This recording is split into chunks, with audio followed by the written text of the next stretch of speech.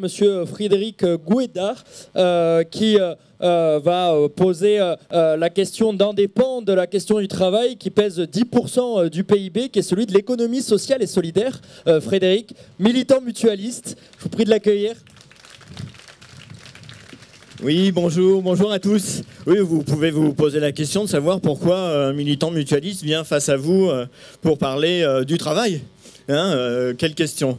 En fait, je suis militant des organisations non lucratives, puisque c'est comme ça qu'on nomme nos organisations associatives, mutualistes, les fondations et les coopératives. Et ces entreprises, qui sont des entreprises comme les autres, eh bien, ne sont pas tout à fait des entreprises comme les autres. Et c'est pour ça qu'on m'a demandé d'intervenir devant vous, parce que pour vous montrer en quoi elles ne sont pas des entreprises comme les autres.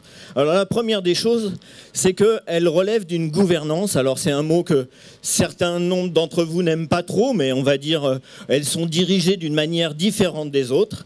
Alors on appelle ça communément la gouvernance. Pourquoi elles ont une gouvernance différente? Tout simplement parce que vous le savez certainement, parce que vous tous ici, vous devez faire partie au moins d'une association, vous en avez fait partie, ou vous bénéficiez d'une coopérative, ou vous avez une mutuelle. Une mutuelle dans le sens où, je tiens à le préciser puisque je suis militant mutualiste, une vraie mutuelle, c'est-à-dire une mutuelle qui relève du code de la mutualité et pas une complémentaire santé. C'est tout à fait différent. Généralement, on utilise le même mot pour tout, mais une vraie mutuelle, c'est une organisation à but non lucratif qui va prélever des cotisations et les redistribuer. L'organisation dans laquelle je travaille redistribue 95% des cotisations qu'elle prélève. Donc la gouvernance, elle est différente parce que comme dans les associations, comme dans les coopératives, comme dans les mutuelles, les personnes qui y participent ont ce qu'on appelle la double qualité. Vous ne le savez pas, c'est un peu technique, mais la double qualité, c'est ce qui permet à un mutualiste d'être à la fois un assureur et un assuré. Pourquoi? Parce que c'est ces cotisations qui protègent les autres. Donc on est à la fois assureur et assuré. Quand on est dans une association, on est à la fois bénéficiaire et acteur. Vous le savez si vous avez été dans une association. Vous savez très bien qu'on peut bénéficier des services de l'association, mais aussi y participer pour donner un peu de son temps, un peu de son cœur. Et puis si on est au coopérateur, on peut aussi être un coopérateur, il peut, s'il le souhaite, il n'est pas obligé, il peut détenir des parts de son entreprise et donc en être à la fois le salarié et le dirigeant.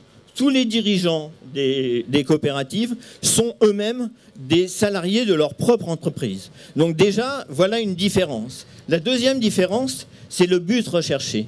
Le but recherché des entreprises de l'économie sociale et solidaire, c'est le fait de répondre à des besoins sociaux. Et ces entreprises, elles ne sont pas délocalisables. Leur emploi, comme tu le disais très bien, c'est 2 millions d'emplois sur le territoire français. Leurs emplois sont non délocalisables. C'est impossible. Tout simplement parce que les capitaux n'existent pas dans les entreprises de l'économie sociale. Alors bien sûr, il y a des capitaux, mais ils appartiennent à la collectivité. C'est très important de le retenir. Et la troisième chose, c'est qu'elles poursuivent un but non lucratif. Et là, je voudrais être très précis sur ce terme. Une entreprise, on dit associative, mutuelle, coopérative, fondation aussi, je les oubliais, ne doivent pas être lucratives. Elles n'ont pas pour but de la recherche du profit. C'est comme ça qu'on dit. Alors c'est exact, mais toutes les entreprises doivent néanmoins rechercher pas le profit, mais disons le fait que leur exercice soit au moins équilibré ou un petit peu avec des bénéfices pour pouvoir faire de l'investissement, ne serait-ce que ça. Donc non-lucrativité, gouvernance différente et toujours le but, l'intérêt social, l'utilité sociale. Et ceci ne tient que par une seule chose. Et c'est aussi pour ça que vous êtes là aujourd'hui. Ces entreprises, elles tiennent par l'engagement des personnes. Et si vous êtes là ici aujourd'hui, c'est parce que ça compte pour vous. L'engagement compte pour vous. Donc je pense que ces entreprises, dans le domaine du travail, ont à faire valoir des méthodes différentes. C'est pour ça que Benoît Hamon, je tiens à le citer et à le préciser, avait en 2014 fait une loi qui a vraiment donné, et on l'espère va encore donner, plus de poids à cette économie qui est vraiment une économie du partage, de l'engagement et une économie désintéressée. Je vous remercie.